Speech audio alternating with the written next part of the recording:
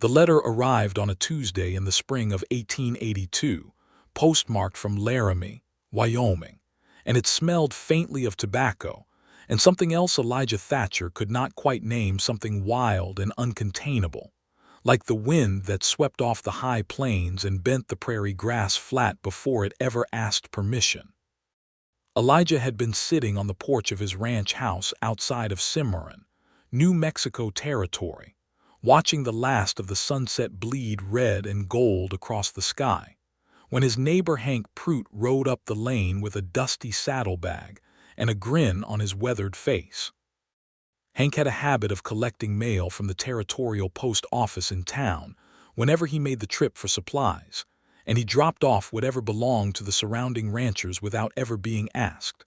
It was the kind of small, unspoken kindness that made life bearable out on the range.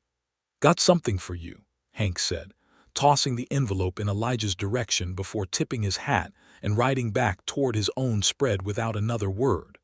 Elijah caught it with one hand and turned it over. His name was written in a hand that was not his own, and in the upper left corner was the return address of one Gerald Maddox, attorney at law, Laramie, Wyoming. Elijah did not know any Gerald Maddox. He did not know anyone in Laramie. He had never been to Wyoming, not once in his 31 years of living. He broke the seal with his thumb and pulled out 2 sheets of paper folded into thirds. The first line read, "Dear Mr. Thatcher, I am writing to you on behalf of the estate of your late uncle, Mr. Raymond Thatcher, who passed from this world on the 14th of March, 1882. Elijah's chest tightened. Raymond. He had not seen his uncle in nearly 7 years, not since the old man had packed up and moved himself north without much explanation. They had written occasionally short letters, practical things, nothing that amounted to intimacy. But Raymond had been the only blood family Elijah had left in this world, and the news of his death settled into his bones like cold water. He kept reading. "Mr. Raymond Thatcher has bequeathed to you the entirety of his estate, which includes a parcel of land, 140 acres in Fremont County, Wyoming, a modest ranch house in fair condition, livestock of various kinds, and associated tools and equipment. However, the matter is not entirely straightforward, and this is the reason I am compelled to write to you with some urgency." Elijah shifted in his chair. "At the time of his death, your uncle had employed a woman by the name of Nora Maddox, no relation to myself, I assure you, who has been residing on the property and managing the ranch operations since Mr. Thatcher fell ill some 8 months prior to his passing. Miss Maddox is approximately 27 years of age, unmarried, and I must be candid with you, Mr. Thatcher, because it is better that you know what you are dealing with before you arrive." Elijah leaned closer to the paper. "She is relentless in her convictions and difficult in her manner. She has disputed the terms of the inheritance on no fewer than 3 separate occasions, claiming that your uncle promised her a portion of the land in exchange for her labor and care during his illness, though no such arrangement appears in the written will. She has refused to vacate the property, and has made it quite clear to this office that she does not intend to do so until her claims are addressed. I have enclosed a second letter from Miss Maddox herself, which she insisted I include so that you might, in her words, hear from the horse's mouth what kind of woman you are dealing with." Elijah almost laughed. Almost. He set Gerald Maddox's letter aside and unfolded the second sheet of paper. The handwriting was different here, bolder, pressing harder into the page, the letters leaning slightly forward as if they were walking somewhere with purpose. "Mr. Thatcher, I will not waste your time with pleasantries. Your Uncle Raymond was a good man and he is gone now, and that is a grief I carry every day. He promised me 20 acres of the east pasture and the use of the barn for 3 years running in exchange for my keeping his accounts, tending his animals, nursing him through his illness, and keeping the roof from caving in on us both during the winter. I have witnesses who will speak to this. I am not a squatter and I am not a thief. I'm a woman who did honest work and I intend to see that work honored. I have no quarrel with you personally, But I want you to know that I will not be moved by flattery, by legal intimidation, or by the simple fact that you are a man who stands to inherit what another man promised in words instead of ink. Come if you intend to come. I will be here. I will always be here. Yours without deference, Nora Maddox. Elijah read the letter twice. Then he set both sheets of paper on the porch railing and stood up and walked into the barn. He had not finished reading Gerald Maddox's letter. There had been another paragraph below the part about Nora, something about timelines and legal proceedings and recommended actions. He had not gotten to it. He did not care about it yet. What he cared about, what had risen in his chest like something new and unfamiliar and impossible to dismiss, was that second letter, those words, that woman. He saddled his best horse before he had consciously decided to go anywhere. The animal was a bay gelding named Copper, 14 years old and as steady as stone, with a dark mane and a white blaze down the center of his face. Elijah had raised him from a foal, and there was an understanding between them that transcended training. He cinched the saddle, checked the bridle, and then stood in the lantern light of the barn and thought about what he was doing. He was going to Wyoming. He was going to ride north and deal with his uncle's estate, which was complicated and unwanted and real. He was going to stand on land he had never seen and look at a house he had never entered and figure out what to do with 140 acres of his dead uncle's life. And he was going to meet Nora Maddox. He told himself that last part was only a practical necessity. He told himself it quite firmly. Then he went inside the ranch house, packed a saddlebag with the essentials, a change of clothes, a tin of tobacco he rarely used, his shaving kit, a small amount of cash, the letters themselves, and wrote a note to his ranch hand, a young man named Denny Farrow, explaining that he would be gone several weeks and asking him to manage the cattle and the property in his absence. He left at first light the next morning. The ride north through New Mexico and into Colorado was something Elijah had done only in pieces before, never straight through. The land changed around him day by day, the red clay of Cimarron giving way to the sage flats, the mountains rising on the western horizon like the spine of some enormous creature sleeping under the earth.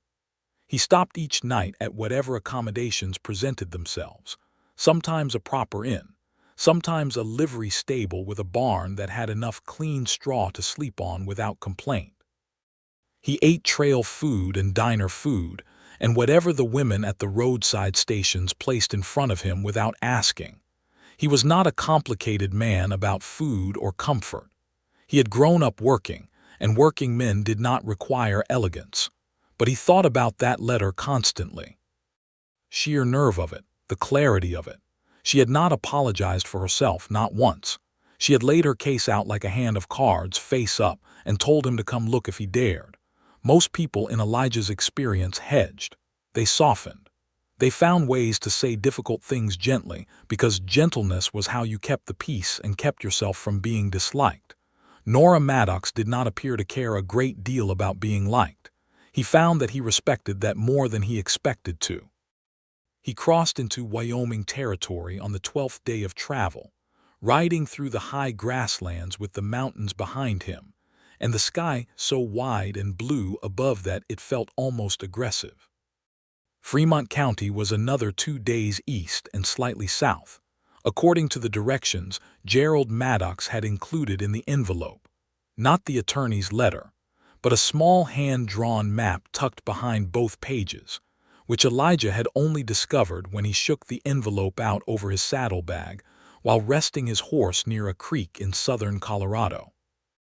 The land of his uncle's ranch revealed itself gradually, the way most meaningful things did, not all at once in a single dramatic moment, but in pieces, one piece building on the last until the full picture was suddenly present. A fence line here, a cleared field there, a small orchard of apple trees along the western edge of the property, the branches beginning to show their first pale blossoms, and then the barn, larger than he had expected, solidly built, painted red though the paint was fading at the edges, and the house, set back from a long dirt lane lined on either side by young cottonwood trees that were just coming into their spring green. Elijah rode slowly up the lane. Before he reached the house, the front door opened.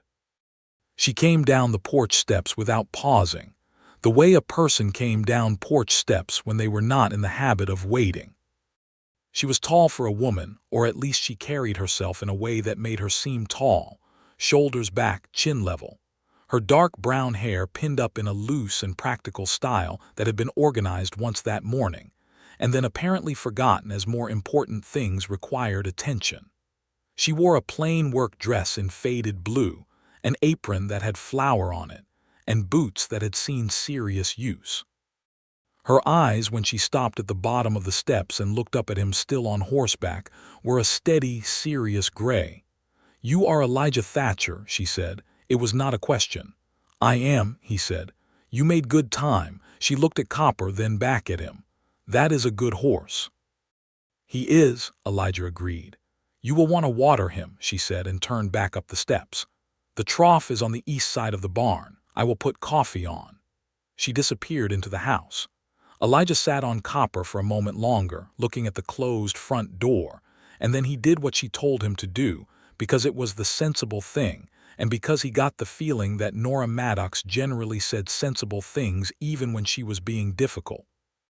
He watered Copper and brushed him down and turned him into the small paddock beside the barn, where two other horses moved over without complaint to make room.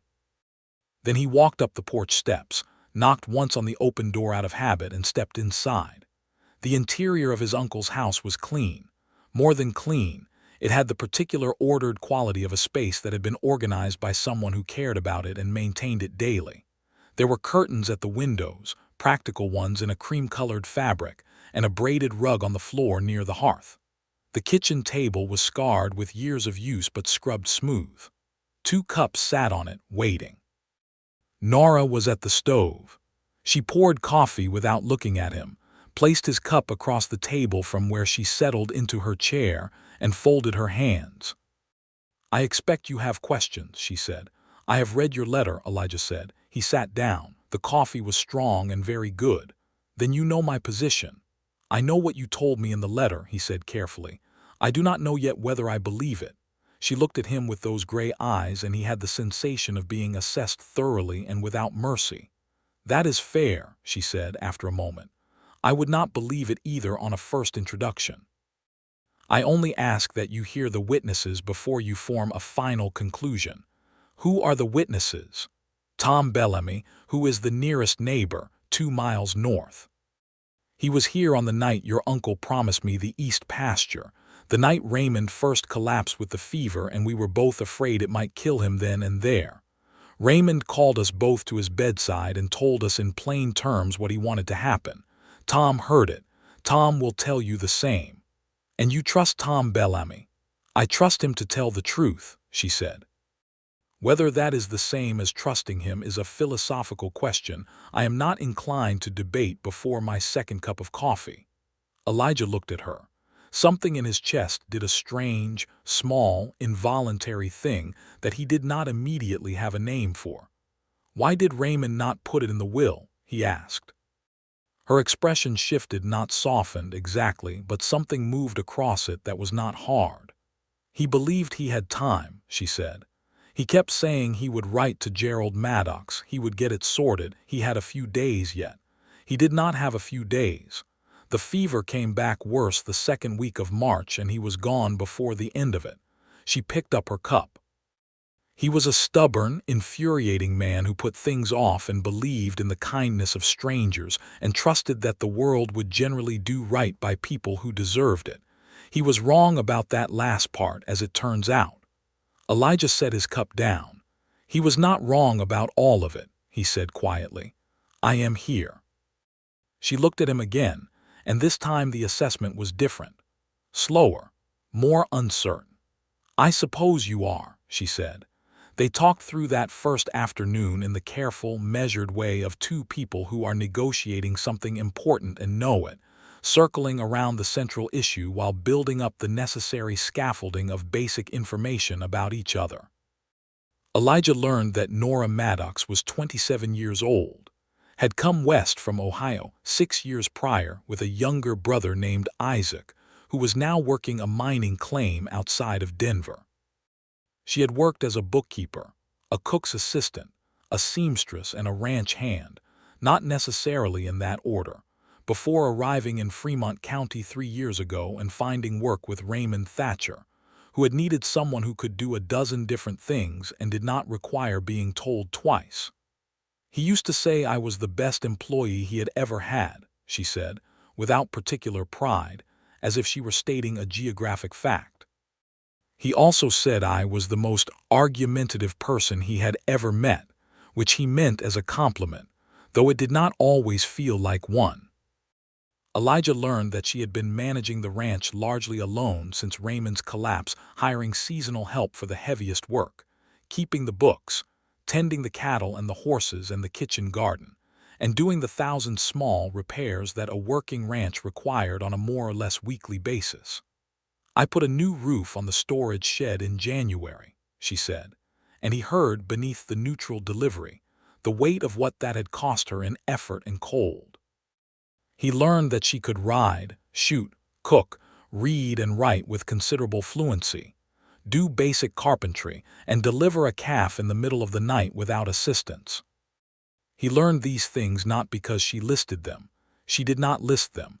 She was not that sort of person, but because they came out naturally in the course of explaining what the ranch had needed and what she had done about it. He told her about Cimarron, about his own ranch, which ran 200 head of cattle on mostly flat land with good water access, about Denny Farrow, who was reliable, about the fact that he had not intended to inherit anything from Raymond, because he had not known the old man was ill until the letter arrived after his death, which was a fact that sat uncomfortably in his chest and had been sitting there since Tuesday. "He would not have wanted you to worry," Nora said. "He was like that. I would rather have known." "I know," she said. "I told him to write to you. He said he would when he felt better." She looked down at the table. He did not feel better. They ate supper together in a silence that was not uncomfortable, which surprised Elijah. He had expected friction. She had promised him friction, essentially, in her letter. But what he found instead was a kind of directness that actually made things easier rather than harder. She said what she thought. He said what he thought. Neither of them bothered with the elaborate social machinery of pretending. After supper she showed him the spare room, which was small but clean, with a narrow bed and a window that looked out over the eastern pasture she was trying to claim. "You can see it from here," she said, standing in the doorway. "The east pasture. It runs from that fence line to the creek and then north to the tree line. 20 acres, give or take, good grass, good drainage." "It is a fair piece of land," he said. "It is." She did not say anything else.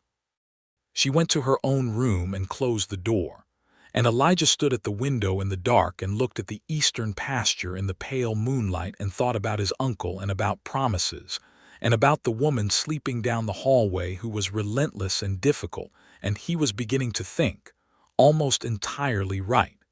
He met Tom Bellamy the next morning. The man was in his late 50s, sun-cracked and slow-moving in the way of someone whose body had been asked a great deal of over a long time, but his eyes were clear and his memory was precise. He told the story of Raymond's collapse and the bedside promise with the flat, unhurried certainty of a man who had no stake in the outcome beyond telling the truth. "Raymond said it plain," Tom told Elijah, standing in the yard of his own small homestead with his thumbs in his suspenders. "Said Nora had earned that east pasture 10 times over and he wanted her to have it. Said Tom, you are my witness to this, and I said I was, and that was that. Then Nora went back to nursing him and I rode home. 2 weeks later he was gone." He shook his head. "Should have written it down, but Raymond was the sort of man who thought his word was document enough." "It generally was," Elijah said. "Still should have written it down," Tom said.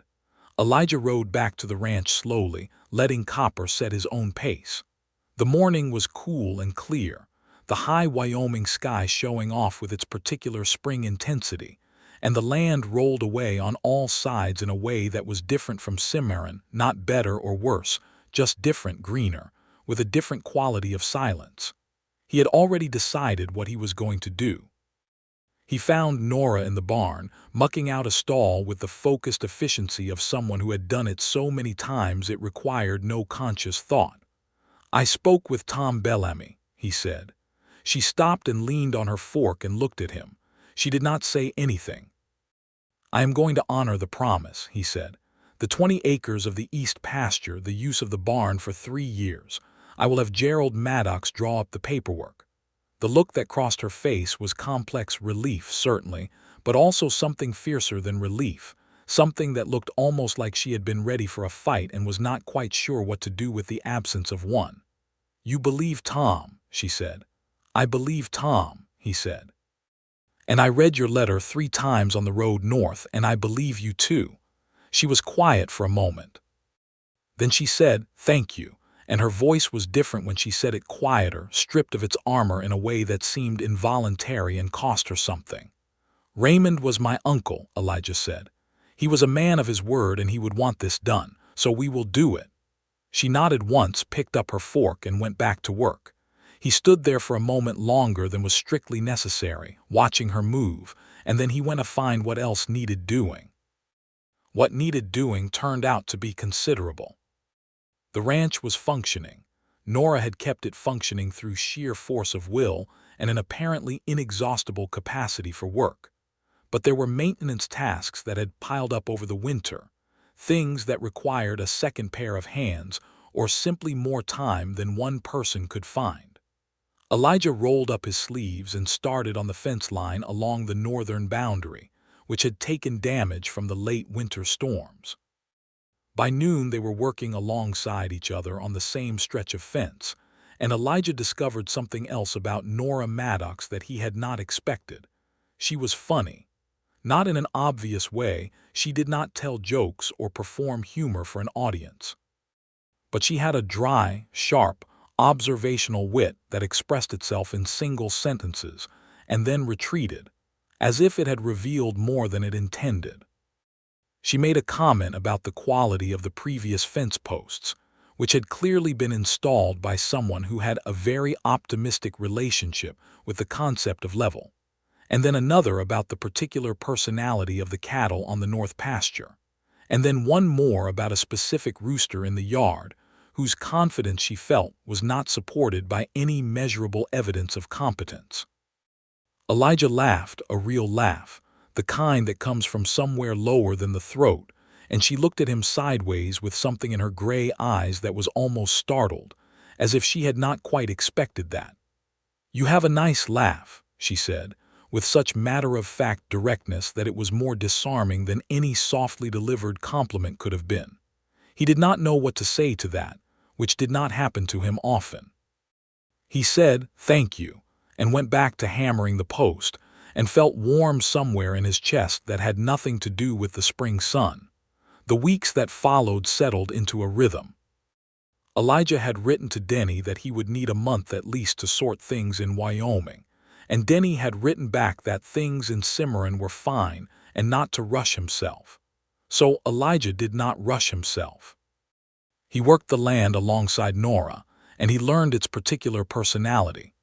The way the south pasture held water after rain, the way the creek that bordered the east pasture rose in April and settled by mid-May, the names and temperaments of the 8 cattle remaining after a difficult winter, the particular creak that the third porch step made, and the particular satisfaction of finally locating which board was responsible and replacing it.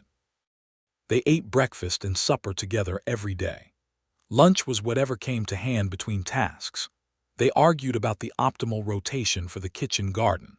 Elijah had strong opinions about where to plant the corn that Nora found entirely unconvincing, and about the most efficient way to repair the barn roof, which needed partial reshingling, and about whether the old workhorse named Cletus was reliable enough for a full day's work or needed to be rested more than his ego would prefer. He discovered that she read. There were books stacked on the small shelf beside her bedroom door, not a large collection, but a deliberate one, chosen and kept. She had a worn copy of Jane Eyre that looked as though it had been read at least 4 times, a book on the management of livestock that was extensively annotated in her sharp handwriting, and a volume of poetry by Emily Dickinson that she did not mention and he did not ask about, because something in the way it sat between the other books told him it was private. He caught her reading in the evenings, after supper, sitting in the chair by the window with the light coming in gold and falling across her face. She was not self-conscious about it, she simply read. And Elijah sat across the room and worked on mending tack or looked over Raymond's account books, and the silence between them in those evenings was one of the most comfortable silences he had ever occupied. He was falling in love with her. He knew it the way you knew a storm was coming, not from any single sign, but from the accumulation of small signs, each individually explainable, together undeniable. The way his attention moved toward her in any room. The way her voice, when she spoke from another part of the house, made him pause in whatever he was doing. The way he found himself fabricating reasons to ask her questions just to hear her think out loud, because her thinking was interesting to him in a way that other people's thinking rarely was. He did not say any of this. He was not sure he had the right to. She had made no indication that she saw him as anything other than the man she was in a property negotiation with, who happened also to be useful with a hammer. He kept his feelings in his chest and kept working. Then one evening in the 3rd week, the weather turned.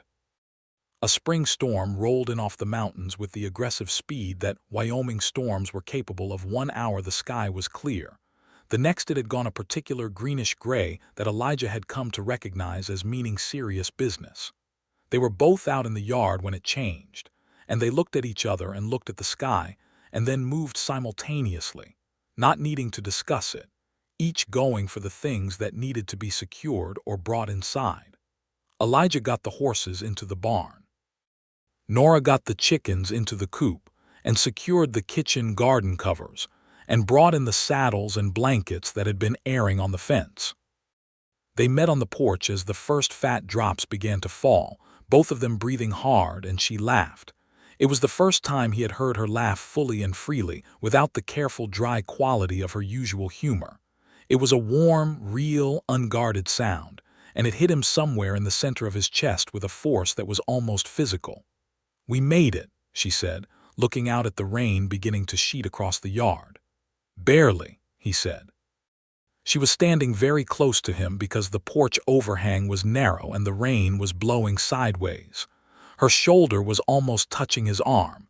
He did not move away. Neither did she. They watched the storm together from the porch, and it was magnificent lightning forking down into the mountains to the west, the thunder rolling after it in great waves of sound, the rain driving across the pastures with a roar that made conversation difficult. But they were not trying to have a conversation. They were just standing there together in the noisy dark, and that was enough. That was more than enough. At some point she turned and went inside, and he followed, and they sat at the kitchen table with the lamp between them while the storm moved through, and she told him about Ohio, about the town she had grown up in, about her father who had been a school teacher, and had believed with his whole heart that knowledge was the great equalizer, only to die knowing that it was not quite that simple, not for everyone, not for his daughter in particular, who could read Latin and do accounts but could not own property and could not vote, and was expected to defer to men who were measurably less competent than she was and smile while doing it. "Is that why you came west?" Elijah asked. "Partly," she said. "And partly because Isaac was going and I was not going to let him go alone, and partly because Ohio was becoming something I did not fit inside anymore, or maybe I never fit inside it and only noticed at a certain point." "Do you fit here?" he asked. She looked at him steadily. "Better," she said. "Not perfectly, but better." "I think Wyoming fits you," he said. "Why?" "Because it is difficult and relentless," he said, "and apparently those are qualities that match." She looked at him with those gray eyes for a long moment, and then she said very quietly, "Gerald Maddox described me that way in his letter to you, did he not?" "He did," Elijah said. And what did you think when you read that? He considered lying. He considered a diplomatic half-truth. He considered the way she had written her own letter with no hedging and no apology, and he decided to meet her at the same level. I thought, he said, that I needed to meet you. She was quiet. The rain drummed on the roof. That is a strange thing to think, she said. I know it, he said. Most men read that description and decide they would rather deal with someone else. I am not most men, he said. It was not bragging. It was a simple statement, delivered the way she delivered statements, flat and plain and meaning exactly what it said. She heard it that way. He could tell by the way something settled in her face. No, she said slowly. I'm beginning to think you are not. That night the storm cleared and the stars came out with the washed clarity that only exists after rain has cleaned the sky completely. Elijah stood on the porch alone for a while, breathing the cool, wet air, and let himself understand fully what was happening to him. He was in love with Nora Maddox. He was entirely, inconveniently, wonderfully in love with her, and he was not sure what to do about it, because she was a woman who had just spent months fighting for her right to exist on her own terms, and the last thing she needed was him complicating her life with feelings she had not asked for. He went to bed and did not sleep well. In the morning, he rode into the county seat to meet with Gerald Maddox in person and get the paperwork drawn up for the East Pasture transfer. Gerald Maddox turned out to be a small, precise man with spectacles and an air of mild chronic anxiety, who seemed genuinely relieved that Elijah had decided to honor the claim rather than contest it. I will be honest with you, Mr. Thatcher, Gerald said, over the edge of his neat desk. Miss Maddox had prepared quite a legal case. She had affidavits, she had witnesses, she had a detailed accounting of every service rendered during your uncle's illness, complete with dates and dollar equivalents. It was the most thorough presentation I have seen outside of a proper law office, and I am a proper law office. She wrote it herself, Elijah asked. She did. 3 drafts, she told me. She said the first 2 were too angry. Elijah sat back in his chair and looked at the ceiling and shook his head slowly. What does the final version look like? He asked. Measured, Gerald said. Precise. Completely unemotional, which made it rather more persuasive than it might have been otherwise. He paused. She is a remarkable woman. I know, Elijah said.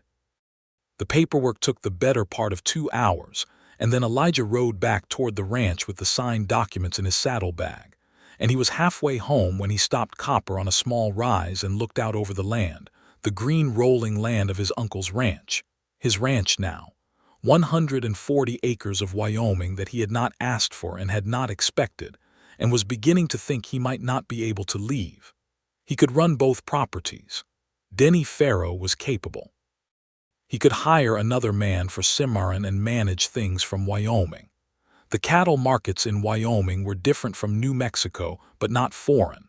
The land was workable. The house was in good condition. There was an apple orchard and a creek and good fence lines, and a woman with gray eyes who read Emily Dickinson in the evening light, and had written him a letter so honest it had made him saddle his horse before he finished reading it. He sat there on Copper and made his decision the way he made most important decisions, not all at once in a rush of feeling, but with the gradual accumulation of certainty that came from looking at a thing long enough and honestly enough to stop pretending it was anything other than what it was. He was going to stay. When he got back to the ranch, Nora was on the porch shelling peas into a bowl, and she looked up when he rode in and said, "You were gone a long time." "Gerald Maddox is thorough," he said. Here, he took the papers from his saddlebag and walked them up the porch steps and held them out.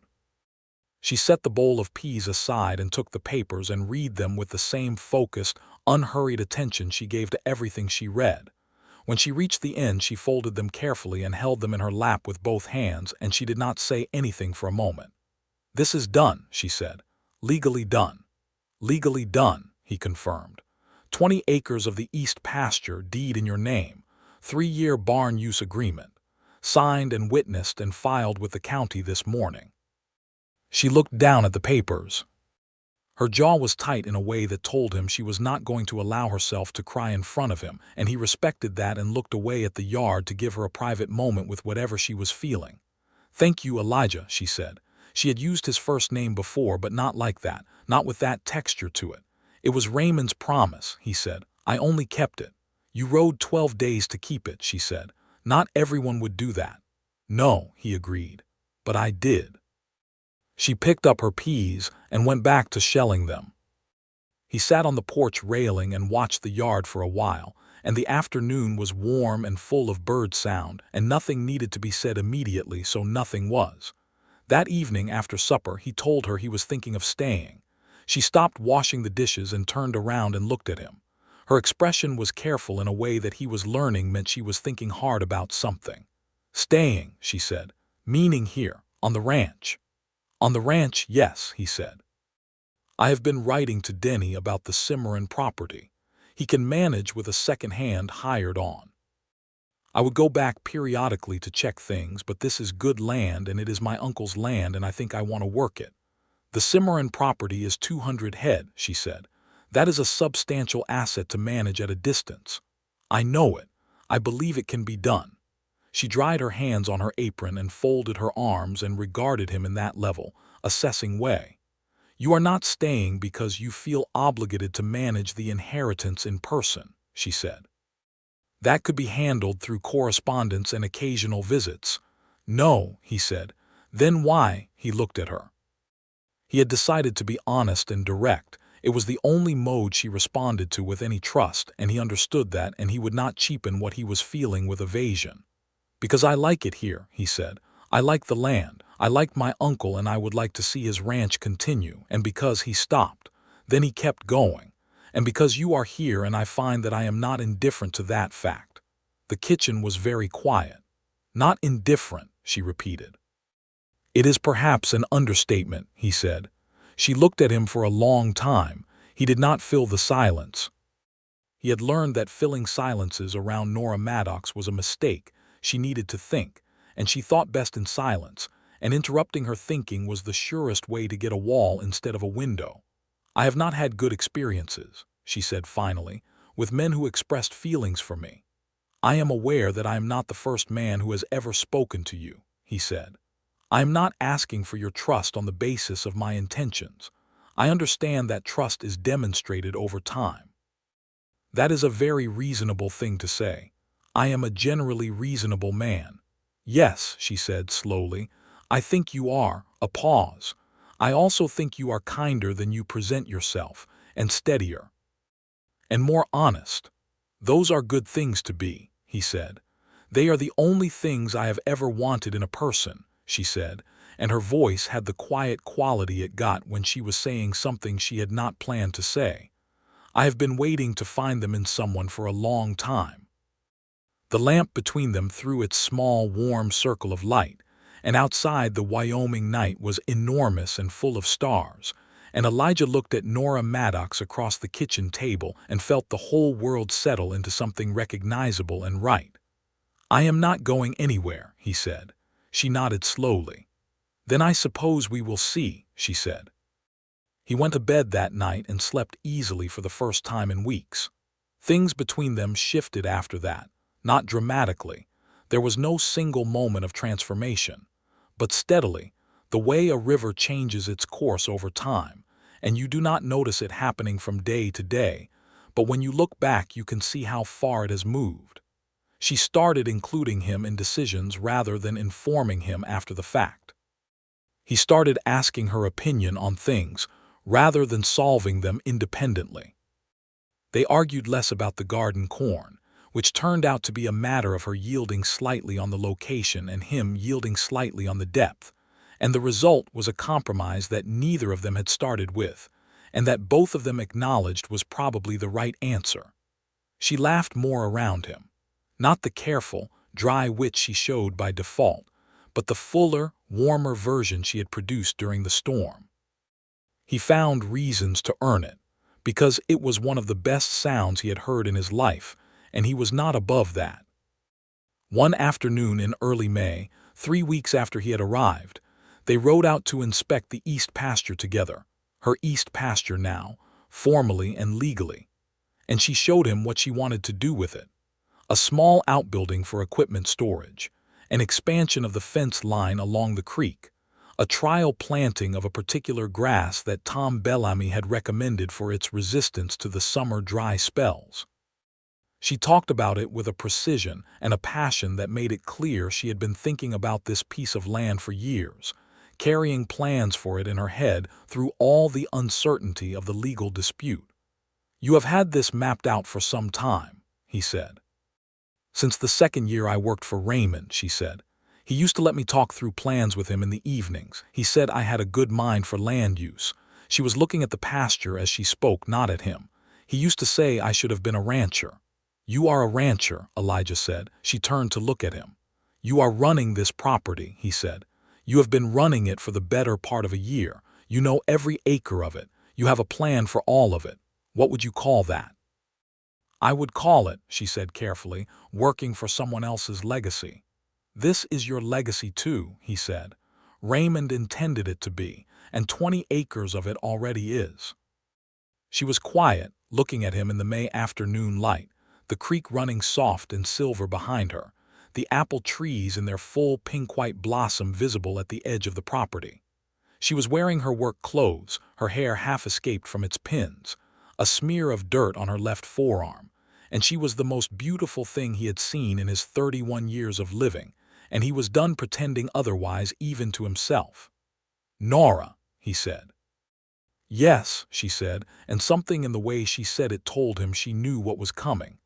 "I am in love with you," he said. "I have been since your letter, I think, though I did not understand it then. I understand it now.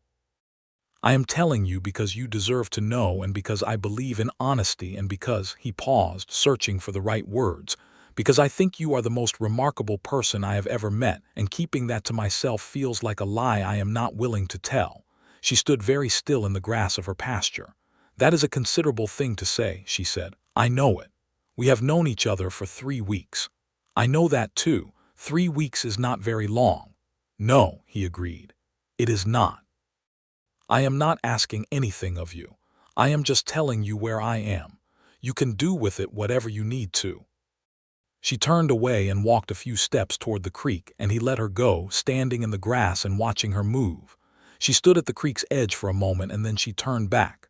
"I am afraid," she said. It cost her something to say it, he could hear that clearly. "I am not afraid of much. I am not afraid of hard work or difficult winters or men who try to cheat me out of what I have earned. But this," she gestured at the space between them, "this frightens me. Because I have been entirely self-sufficient for a long time and I am good at it and it is reliable. Relying on myself is something I can count on." "I am not asking you to stop relying on yourself," he said. "I would not ask that. It is one of the things I love most about you." "You love most," she repeated quietly. "Yes." She looked at him with those gray eyes that missed nothing. "I am not easy," she said. "I know that. I read the letter." "The letter barely scratched the surface," she said, and there was something almost like humor in it, a hint of that dry wit, and he loved her for it unreservedly. "I would like to find out the rest," he said. She was quiet for a long moment. The creek ran past. A meadowlark sang somewhere on the far fence line. The apple blossoms moved in the light breeze. "Elijah," she said. "Yes."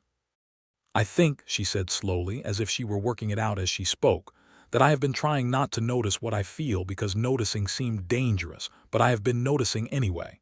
I have been noticing since the first morning when you drank my coffee and said you were going to honor Raymond's promise, and then more every day since." She stopped. She exhaled.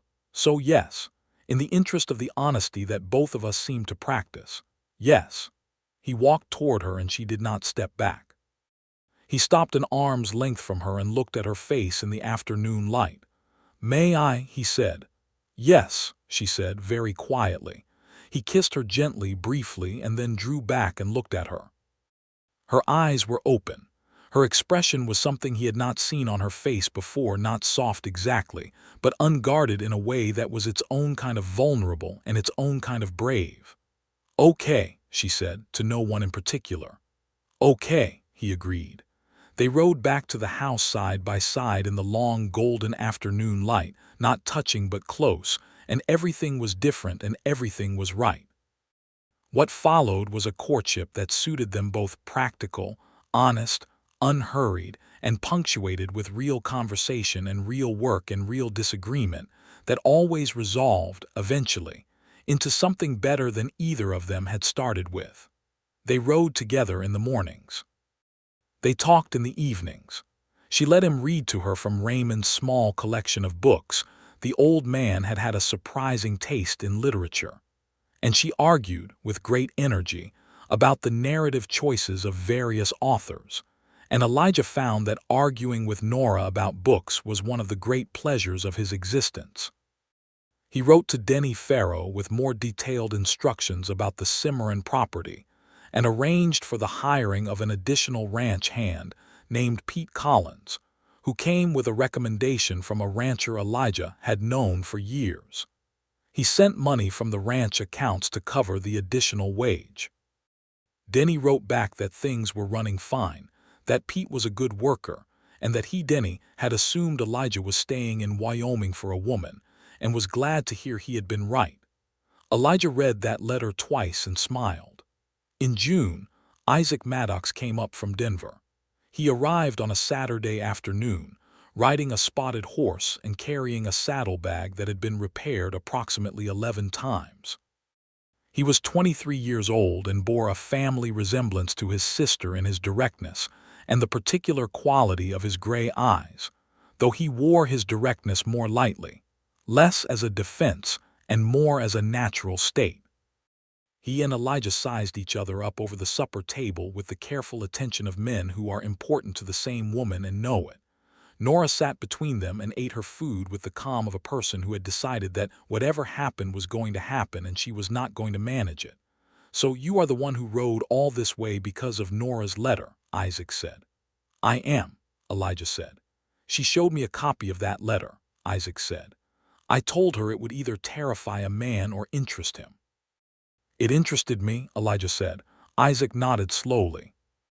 "I can see you," he said, in the frank way of a young man who has decided to say what he thinks. "And I can see my sister, and I can see how she is since you got here, which is different than before.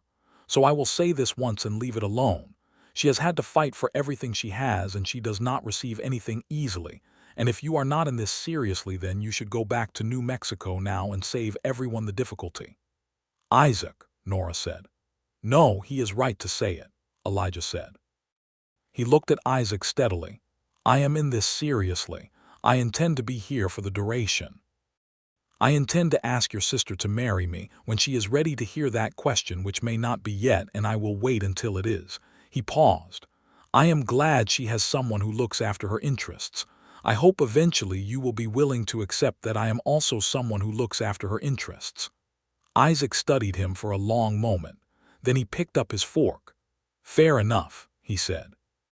Nora, Elijah noted from the corner of his eye, was looking at her plate with an expression that she was working very hard to keep neutral, and not quite succeeding. Isaac stayed for 2 weeks. In that time, Elijah discovered that the younger Maddox was genuinely good company, funny, curious, and possessed of an infectious enthusiasm for bad ideas that he would propose with great seriousness, and then laugh about when they were declined. He also had a good eye for cattle, had learned something at the Denver mining camps about carpentry, and helped Elijah and Nora install the outbuilding on the east pasture that Nora had been planning for months. The three of them worked well together, and there were evenings on the porch when all of them were talking and laughing at once, and Elijah thought about what it would mean to have this kind of family, real, chosen, noisy, and honestly warm, and the thought was one of the best he had had in a long time. When Isaac left to go back to Denver, he shook Elijah's hand at length and said, "I expect to hear news before winter." "You may well," Elijah said. Isaac grinned. "Good man," he said. After he rode away, Nora stood beside Elijah in the yard and watched the trail of dust until it disappeared. "He approves of you," she said. "I noticed that," Elijah said. "It matters to me," she said simply. "What he thinks. He is my only family." "He is good family," Elijah said. She turned to him, and there was something in her face that was open and warm and almost frightening in its honesty. "So are you," she said quietly. "Already." He took her hand. She let him. Summer came to Fremont County fully, And without apology, long burning days and cool nights, and the creek running full from the mountain snowmelt, the cattle fat on the good grass, the kitchen garden exploding with the particular productivity that good soil and attentive tending could produce. Nora put up preserves in the cellar with the methodical satisfaction of someone who understood exactly what a full cellar meant come February. Elijah fixed the remaining fence lines, cleared a new drainage ditch along the south pasture, and made 3 trips into the county seat for supplies and to deal with various administrative matters relating to the estate. On one of those trips, he stopped in at the jeweler on the main street, a small establishment run by a German immigrant named Hoffman who had been in Fremont County since the late 1860s. He looked at the rings in the case for 20 minutes and chose carefully, because he was a man who, when he made a choice, wanted it to be the right one. He brought the ring home and put it in his saddlebag and let it sit there for another 3 weeks, because he was waiting for the right moment. And because with Nora the right moment was not a manufactured thing but a real thing that would present itself on its own terms. It presented itself on an evening in late July. They had ridden out to the apple orchard to check on the progress of the fruit. It was going to be a good harvest. The trees were heavy with small hard apples just beginning to take color, and they were sitting under the oldest tree at the edge of the orchard, their backs against its trunk, the evening light coming horizontal and golden through the leaves. Nora had brought a canteen of water and they had been talking for an hour about nothing in particular, the comfortable kind of nothing that requires real trust and comfort to sustain. She was quiet for a moment, watching the sky through the branches. "I used to think," she said, "that I was built wrong for certain kinds of happiness. That some things were not available to me because of how I was made, too much of certain things, not enough of others." "Too much of what?" he asked. "Stubbornness, self-reliance, opinion." She said it without apology. "Men found it easier to want a different sort of woman." "Then they were not paying attention," he said. She turned to look at him. "No," she said slowly. "I think they were paying attention quite well. They saw exactly what I was and they preferred something else. I cannot fault them for knowing their own preferences." A pause. "I just thought it meant there was not going to be someone who preferred me as I was." "And now," he said. She looked at him for a long moment. "And now I think I was wrong about that," she said. "I think I was wrong and I am very glad of it, but it is also strange to be wrong about something you have believed for a long time." "Strange good or strange bad?" he asked. "Strange terrifying," she said. "And strange wonderful." A pause. "Both." Elijah reached into the pocket of his jacket. He had taken the ring from the saddlebag that morning, carrying it with him against the possibility of exactly this, and he held it out to her on his open palm. The small gold band with the single pale topaz caught the last of the evening light. "Nora," he said. She looked at the ring. Her expression was very still. "I am asking you to marry me," he said. "Not because it is the expected progression of things, and not because it makes practical sense, though it does. Because I want to spend my life with you. Because you are the person I want to argue with about garden corn and fence posts and the narrative decisions of novelists for the rest of my years on this earth. Because you are relentless and difficult and honest and brave, and you are more yourself than any person I have ever known, and that self is one I want to be beside." He paused. "I will not ask you to be anything other than what you are. I will not ask you to be quieter or softer or more convenient. I would not want any of that even if I could ask for it." She was looking at the ring. Then she looked at him. "That is the best proposal I have ever heard," she said. "It is the only one I have ever given," he said. "Yes," she said. "Elijah, yes." He put the ring on her finger. It fit, because he had measured carefully against a ring she had left on the windowsill, which was the kind of practical, deliberate attention to detail that he hoped she understood was characteristic of him. She looked at it on her hand. Then she looked at him. Then she leaned forward and kissed him, not gently this time, but with the full force of herself, which was the best thing. They were married on a Saturday in August in the yard of the ranch, with Tom Bellamy and his wife standing as witnesses, and the justice of the peace from the county seat performing the ceremony under the shade of the old cottonwood tree that stood at the side of the house. Nora wore a dress that she had made herself from fabric she had ordered from the dry goods store in town, a deep blue that was as close to the color of the Wyoming sky as cloth could get, and her dark hair was pinned up with more care than usual. And Elijah, standing across from her in the good clothes he had owned long enough that they fit him like a second skin, thought that he had never seen anything more beautiful in his life. She said the words with her eyes on his face and her voice steady and clear. He said his words the same way.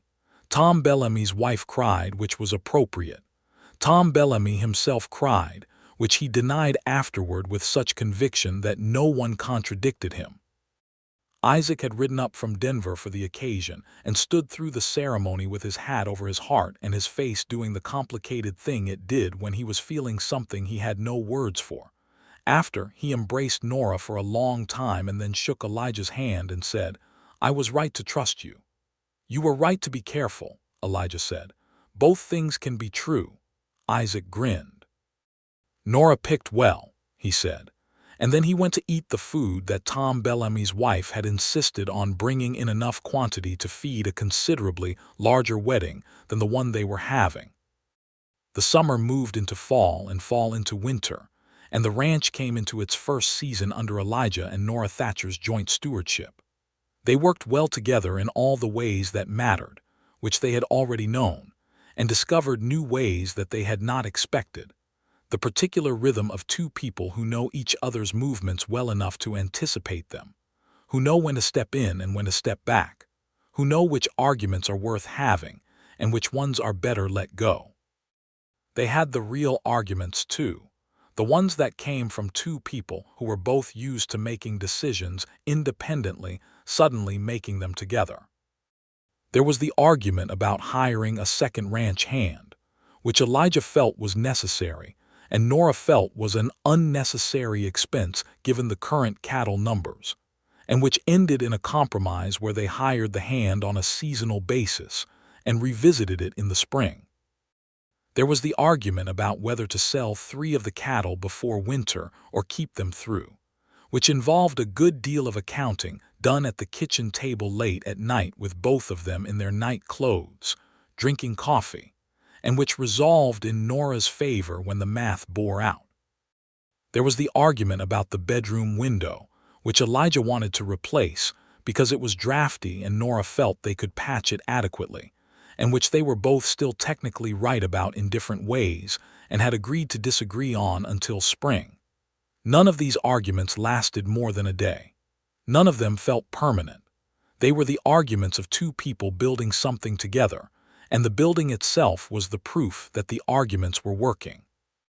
In the deep of winter, when the snow lay 3 feet in the yard and the cattle were in the barn, and the house was warm from the wood stove, and the world outside was silent and enormous and white, Elijah and Nora sat together in the evenings in the particular domestic intimacy of a first winter as married people, and the life they were building felt solid beneath them, as solid as the land outside and the house around them. She told him things that winter that she had not told anyone, things about Ohio and her father, and the particular humiliations of growing up a woman with a brain that outpaced the opportunities available to it, and about the loneliness she had carried west with her, which she had mistaken for self-sufficiency, because the two had worn the same face for so long. He told her things, too, about his own father, who had been a hard man, not cruel but relentlessly demanding, and about growing up with the feeling that love was something you earned through performance rather than something that existed without condition, and how it had taken him a long time to understand that distinction. "You understand it now," she said. "I understand it now," he said, "because of you, because you are the first person I have been with who made it clear just by being who you are that what I am is enough." She looked at him in the firelight, and the expression on her face was one he had come to know over these months as the one she wore when she had decided to fully, without reservation, feel what she was feeling. "You are more than enough," she said. He kissed her hair. She leaned into him. The wood stove crackled. Outside, the Wyoming winter held the world in its clean, enormous hand. In the spring, Nora told him she was expecting a child. She told him in the same matter-of-fact way she told him most things, with a directness that was not cold but simply undecorated, because she was not a woman for decorating the essential facts of things. They were at breakfast. She set down her cup and said, "I believe I am pregnant. I am fairly certain of it. I will ride to town and see Dr. Klassen to be sure." Elijah set down his fork. "Are you well?" he said. "I am well," she said. "Tired some mornings, but well." He looked at her across the breakfast table, this woman who was his wife and his partner and his most interesting and beloved fact of life, and he felt something expand in his chest that did not have a single name but was made of many things: joy and wonder and a serious, reverent gratitude for the life he had somehow found himself living.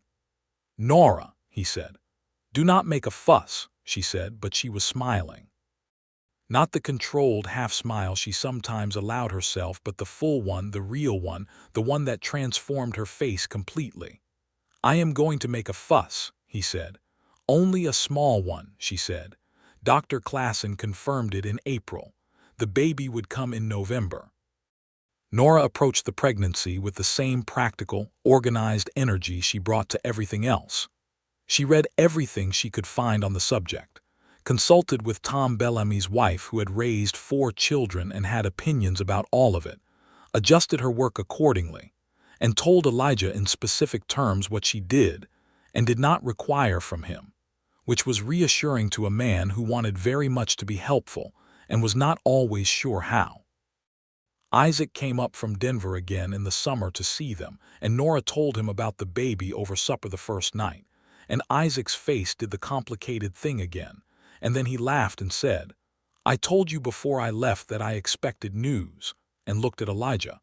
"And I was thinking more along the lines of news from the cattle market, but this is considerably better." He stayed for a month.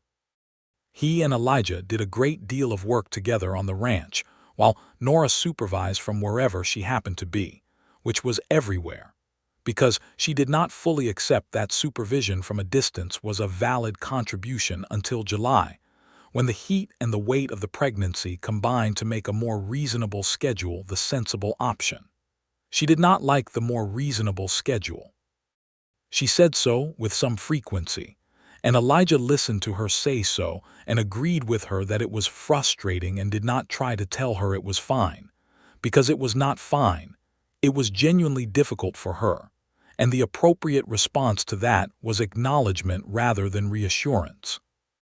"I feel like a gourd," she said one August afternoon, sitting on the porch in the shade. "You are not," he said. "I feel very gourd-like," she said. "Large and stationary and not useful." "You are growing a person," he said. "People have been growing people since time immemorial without requiring a reduced workload," she said. "People have also been very tired," he said, "while growing people since time immemorial, and they did not all have someone willing to take on the extra work, and you do, so you might as well make use of it." She looked at him sideways. "That is logical," she said with a note of reluctance. "I learned from the best," he said. She almost smiled. "You are not allowed to use my own arguments against me." "They are simply good arguments," he said. "That is not my fault." She did smile then, the real one, and leaned her head back against the porch post, and in the shade of the summer afternoon she looked tired and warm and beautiful and deeply, genuinely content, and he filed that image away somewhere permanent.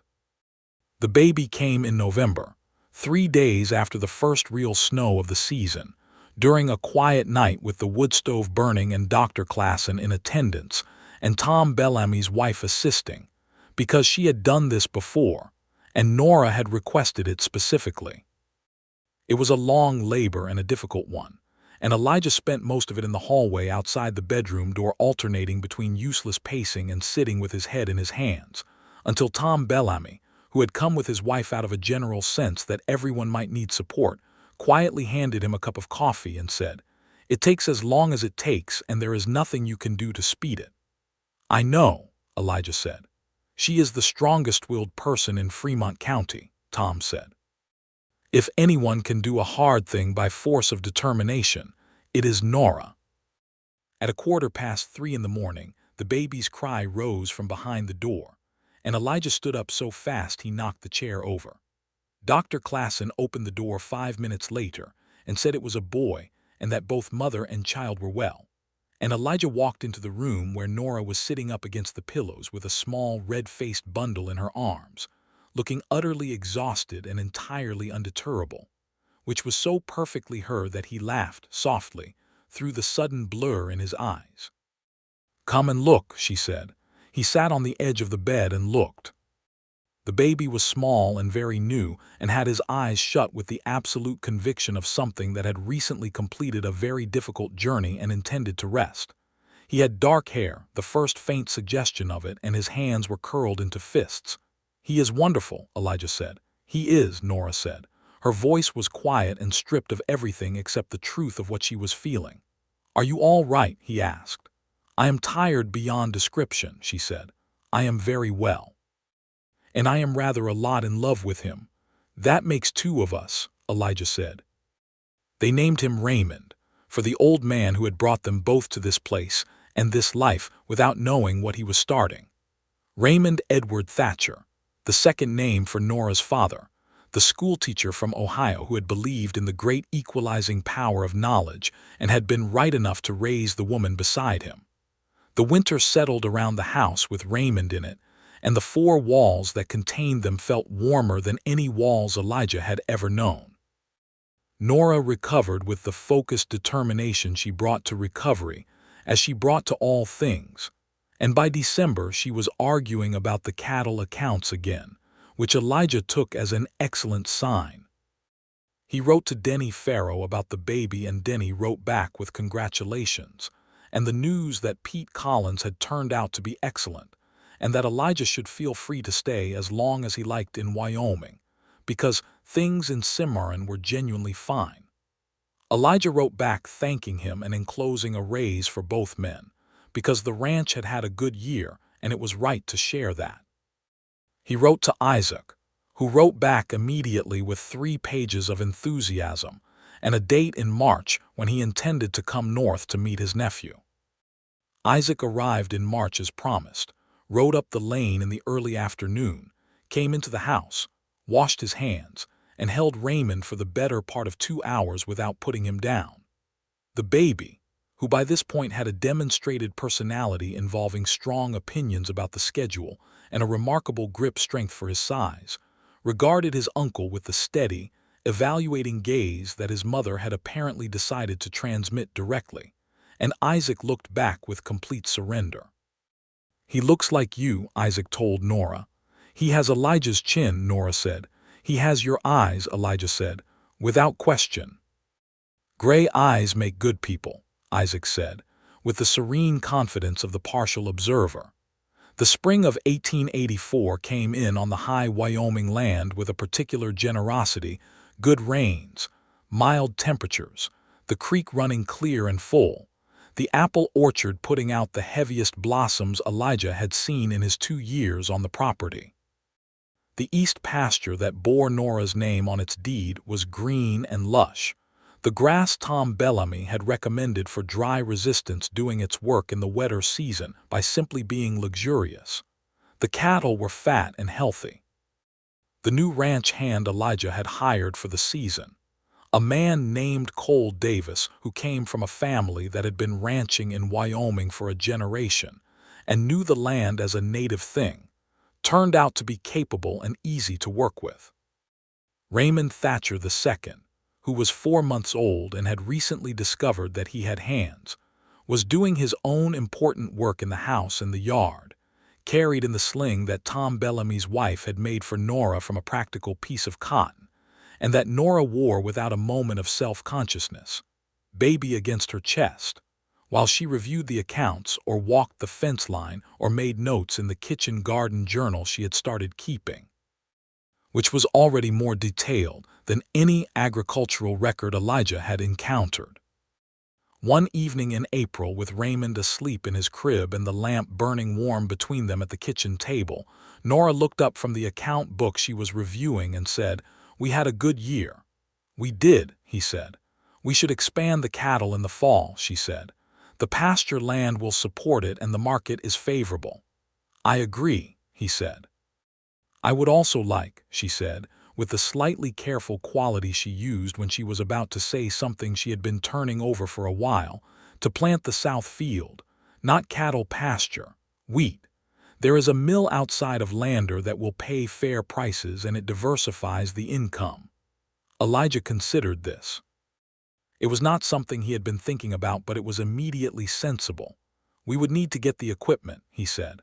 "I have been pricing it," she said, and turned the account book to show him the column of figures she had written in the margin, neat and precise. He looked at the numbers. "You have already worked it out," he said. "I wanted to know if it was viable before I brought it to you," she said. "It is viable." "Of course it is," he said, with the full warmth of absolute conviction. She looked at him across the table, this woman who was his wife and his business partner and the mother of his son and the greatest unexpected gift of his life. And something in her face was peaceful in a way it had not been when he first arrived, a deeper peace, the kind that comes not from the absence of difficulty, but from the presence of someone who meets you honestly and stays. "We are doing well," she said. It was not quite a question. "We are doing very well," he said. "I did not know," she said, "when I wrote that letter to you, the one Gerald Maddox put in the envelope, whether you would come. I did not expect you to, honestly. I expected to fight with a stranger through a lawyer for the rest of the year and eventually reach some miserable compromise." "Did you mean every word of that letter?" he asked. "Every single one," she said. "I was furious and frightened and entirely committed to my own position." "You said you would always be here," he said. "Yes." "And you were," he said. She smiled. "And you came," she said. He reached across the table and covered her hand with his. She turned her hand over and held his, the way she did now without thinking, the easy, habitual tenderness of two people who have built something real together. "I saddled Copper before I finished reading the lawyer's letter," he said. "I read your letter and I went straight to the barn." "I know," she said. "You told me."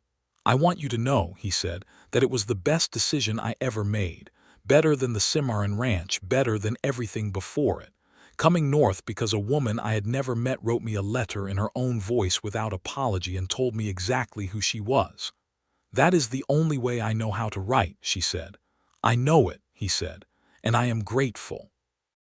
Outside, the spring night was enormous and clear and full of stars, the way Wyoming nights were, with that staggering depth of sky that never stopped being beautiful even when you saw it every night. Inside, the lamp burned warm, the baby slept, the accounts balanced in Nora's precise hand, and Elijah Thatcher sat at the table of his uncle's ranch. His ranch now, their ranch, the place where everything had found its right shape at last, and held his wife's hand in the lamplight. The years that came after were full ones. The wheat planting succeeded beyond what either of them had projected, and by the second harvest, they had made back the equipment cost with a margin that went into the ranch expansion fund Nora kept in a locked box in the study. The cattle numbers grew from 12 to 30 over 3 years, managed with the care and precision that characterized everything Nora touched and the steady physical competence that characterized everything Elijah did. And in combination they had built something that both of them could see clearly and with pride. Raymond grew into a child who had his father's steadiness and his mother's curiosity, who followed both his parents through the workday with the intent, bright attention of someone absorbing everything, and who had begun by the age of 2 to have particular opinions about the horses that were entirely his own. The naming of Copper's successor, Copper, had retired to a well-deserved life of light grazing when Raymond was 1 year old, was a negotiation that all three of them participated in, with Raymond contributing a firm and unambiguous no to every suggestion until the right name, apparently, presented itself to him. "Brown," Raymond said, looking at the new bay gelding with the satisfaction of someone who had handled this correctly. That is very literal, Nora said. It is efficient, Elijah said. Brown, Raymond said again definitively. The horse was named Brown. When Raymond was 2.5, Nora told Elijah she was expecting again. She told him the same way she had told him the first time, directly, at breakfast, setting down her cup. He responded the same way he had the first time. He set down his fork and looked at her and asked if she was well. Very well, she said.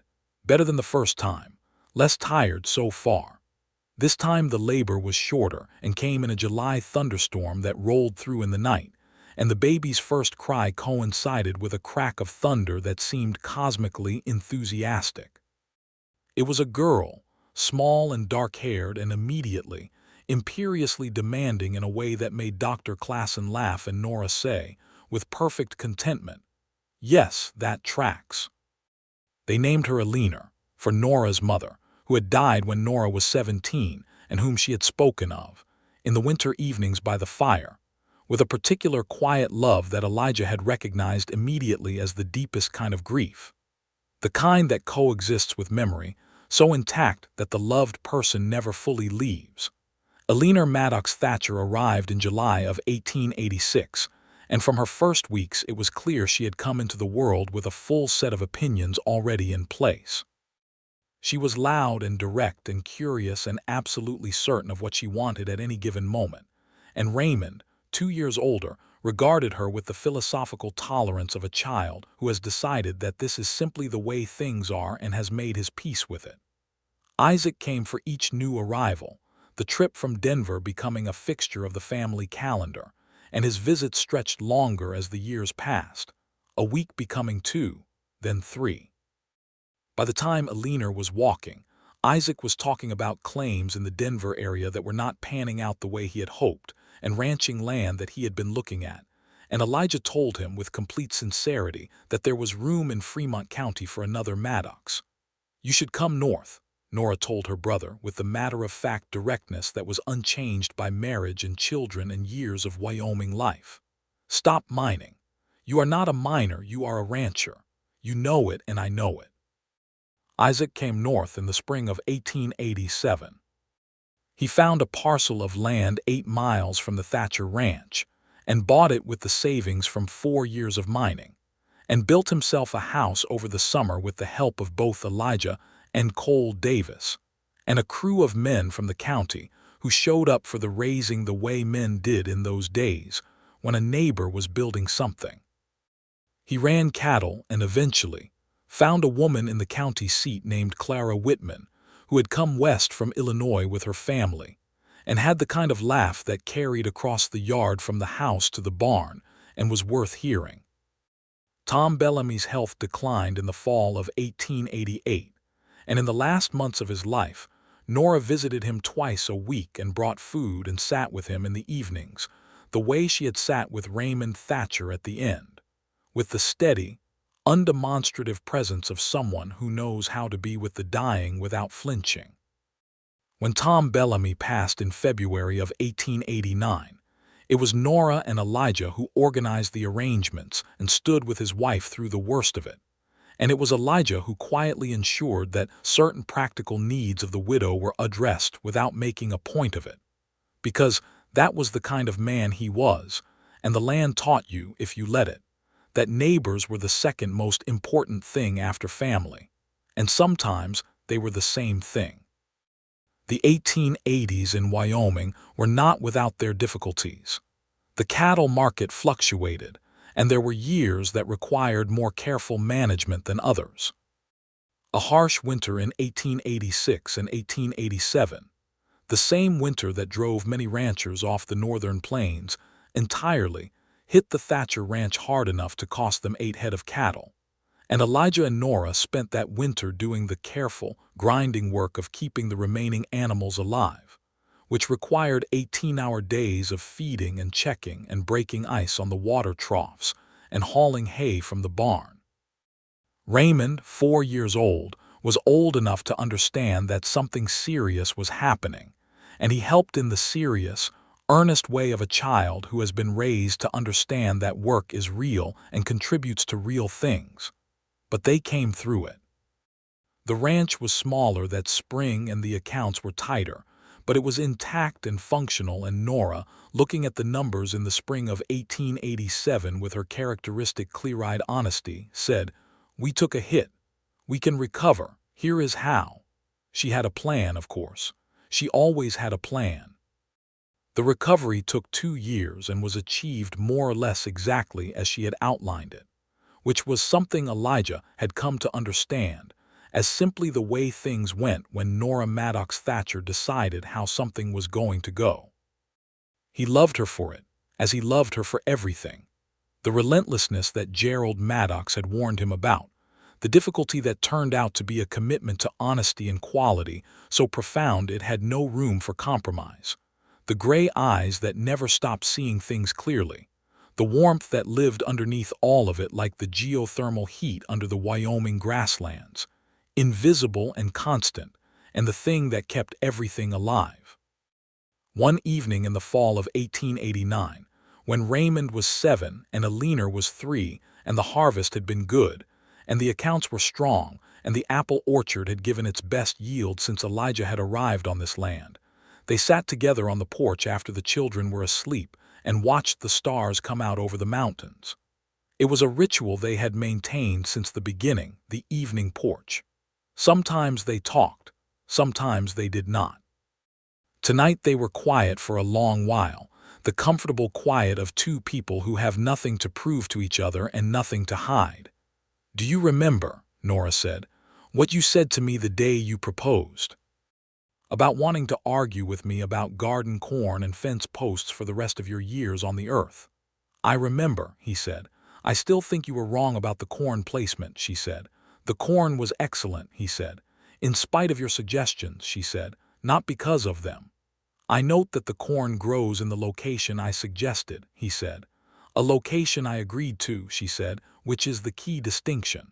He laughed. The Wyoming night stretched out around them, enormous and starred and still.